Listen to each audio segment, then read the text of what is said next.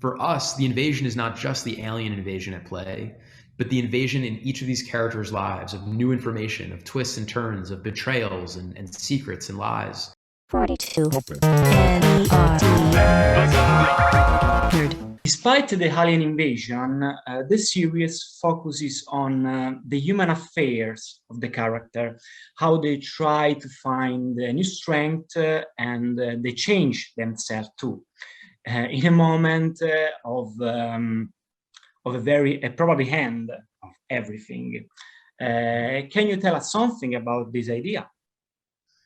Absolutely. In trying to discover a new way to tell an alien invasion story, Simon and I started with wanting to showcase people who felt like aliens in their own world, who felt alienated or otherized or challenged in some way by their family, by their society, by their culture.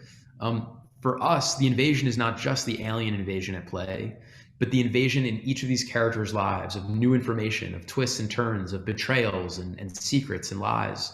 And so I think each of these characters, you find them when you first meet them in crisis already, and then the alien invasion happens. And so that was tantamount to us to really showcase a global cast of characters, unlike most alien invasion shows, which are about American heroes or British heroes or like the white Western hero. We wanted to employ characters from around the world and show, an invasion in a global sense. You tell us the story is divided with many points of view and in many locations around the world. So how do you work in this sense, and how do you work to create this net? Okay, because there is a union in the center of the net, something that unites every characters around the world. It's very challenging. It's probably the most challenging element of the show is knowing that we have to create 5 different shows in one, right? There are 5 different lead characters. And our great ambition, like in a Game of Thrones, let's say, is for those very disparate stories to ultimately collide. So we're playing with this grand puzzle and this grand tapestry that we have to set in motion of how ultimately will these 5 characters in 5 very different geographic locations begin to come together and unite in some kind of way. And what is, despite the invasion, in your opinion, the fact that unites everyone?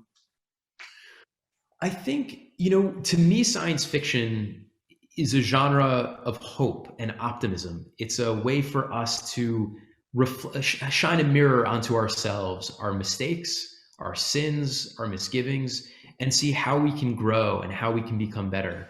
I think that each of the characters represent us in some form or fashion. I think love and family is the thing that unites many of these characters. And so ultimately, the message that we want to, propel in the show is that love can conquer, even the greatest of tragedies and greatest of difficulties and crises. And that ultimately there is more that unifies us than divides us as human beings. You talk about science fiction. Science fiction in cinema is a long tradition genre, okay? There's some titles, some works in the past that inspired you for your series. Yes, very much so. Certainly War of the Worlds, H.G. Wells' War of the Worlds and Orson Welles' radio play War of the Worlds were so, inspirational for us. Of late, a film like Under the Skin with Scarlett Johansson, Jonathan Glazer's great film about an alien being, was so interesting, as was Ex Machina, I thought was such an incredible meditation on what it means to be human. Though this show is an alien invasion, what it really is an exploration of what it means to be human, of our capacities and dimensions and depths as human beings. And so I think those were sort of the touchstones for us.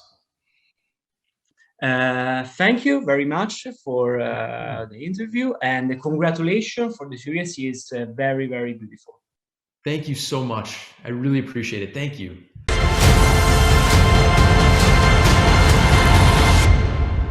Not today. This bitter